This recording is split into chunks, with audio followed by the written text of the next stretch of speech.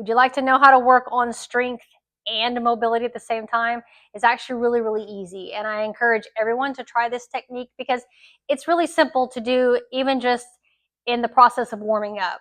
So instead of putting on a bunch of weight where you're struggling to do a full squat, you're going to go lighter in your weight and at least do one set where you're doing full depth. So for example, if I am doing a back squat here, I can keep it light where I can actually go all the way down to the bottom of my squat.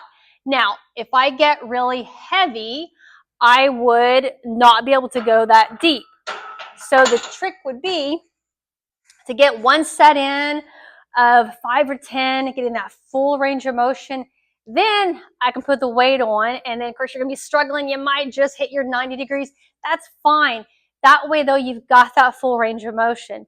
And of course, it doesn't just apply to heavy lifting, it applies to everything.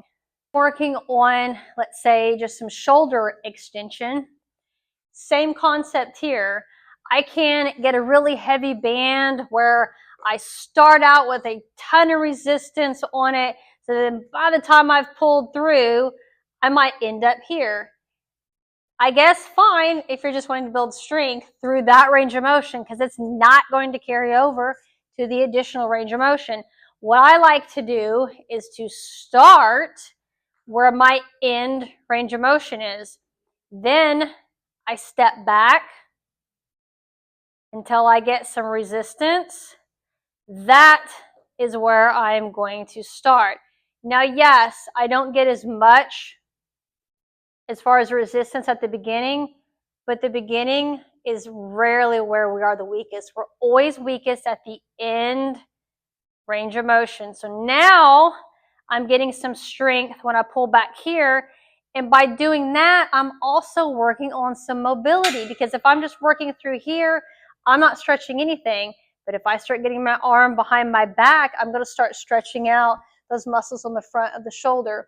So I want you to think about with all of your movements in the gym, what can you do to get full range of motion at the same time that you're getting the strength? And often it is just simply by focusing on the end range of motion, the end range of motion of a squat, the end range of motion of your shoulder extension, the end range of motion of a shoulder flexion.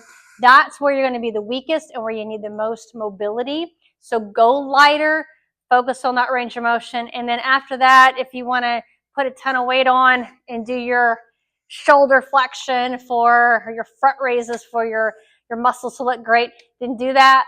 But always put in at least a few reps of that full range of motion.